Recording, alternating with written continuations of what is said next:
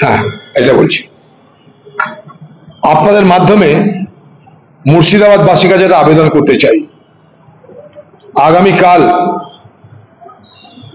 মুর্শিদাবাদের সদর শহর বহরমপুরের টেক্সটাইল কলেজের মোড়ে বেলা 2টোয় আমরা একটা সভার আহ্বান জানিয়েছি।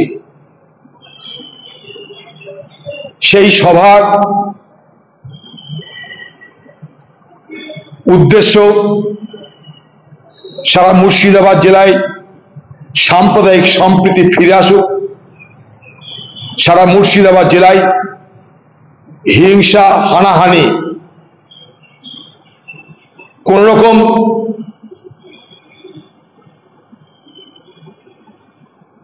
মানুষের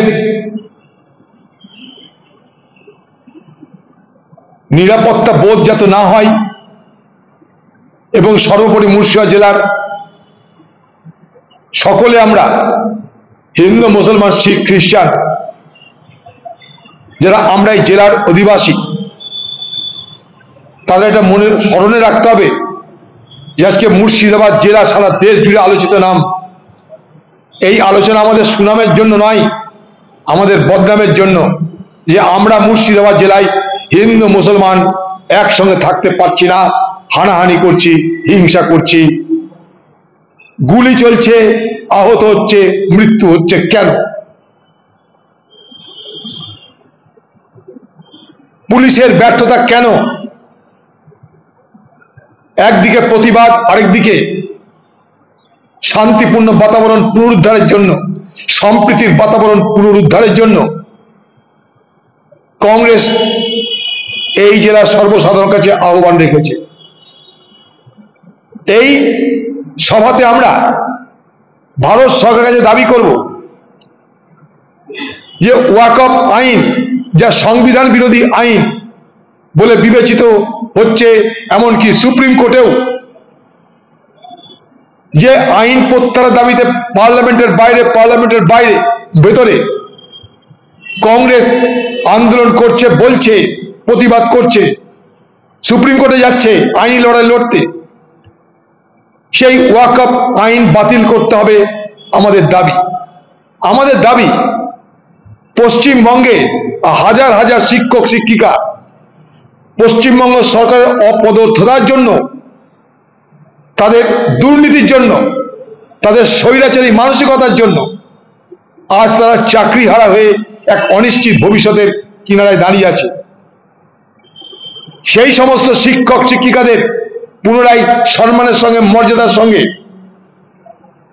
তাদেরকে শিক্ষা পদে বহাল করা হোক, এটা আমাদের দাবি থাকবে। আর আমরা দাবি করব পশ্চিমবঙ্গের মুখ্যমন্ত্রী 5 তারিখে আসছেন শামসেরগঞ্জে। এতদিন পর তার মনে পড়ছে শামসেরগঞ্জে আবার যাওয়া দরকার, ট্যুরটা বাকি আছে। সেই ভ্রমণ করতে যখন মুখ্যমন্ত্রী আসে তখন তাকে বলবো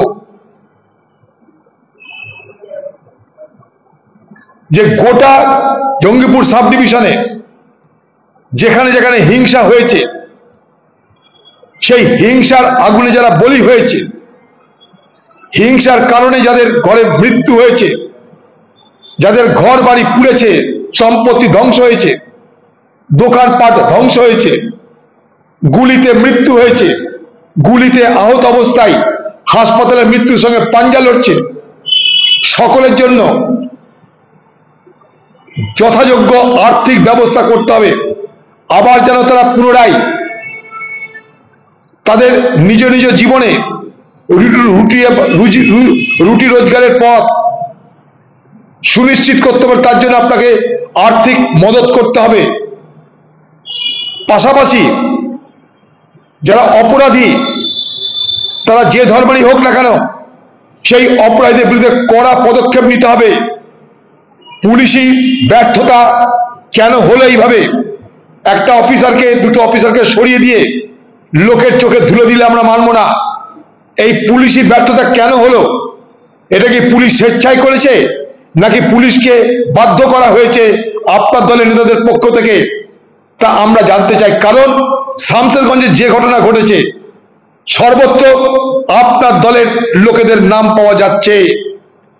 একটা দুটো ছুটকো ঘটনায় হয়তো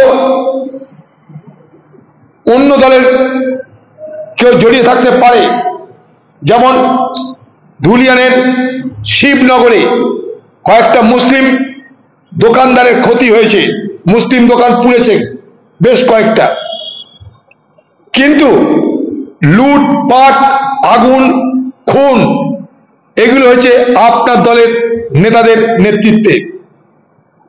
তাই হিন্দু হোক আর মুসলমান হোক, যারাই ক্ষতিগ্রস্ত হয়েছে, সেই ক্ষতি কারা করল, সে যে পার্টিরই হোক, তাদের বিরুদ্ধে কড়া ব্যবস্থা নিতে হবে। তাদের আর্থিক জীবনে সহায়তা করে পুনরায় রুটি রুজির পথ প্রশস্ত করে দিতে হবে। আর পুলিশ কেন ব্যর্থ হলো তার জবাব দিতে হবে বাংলার মুখ্যমন্ত্রীকে। আমরা চাই পশ্চিমবঙ্গের মুখ্যমন্ত্রী, যিনি যখন সময় ছিল তখন না এসে এখন যখন সেখানকার মানুষ সবকিছু সামলে নিয়েছে, তখন তিনি আসবার প্রয়োজন মনে করেছেন, কারণ তার অনেক কাজ ছিল।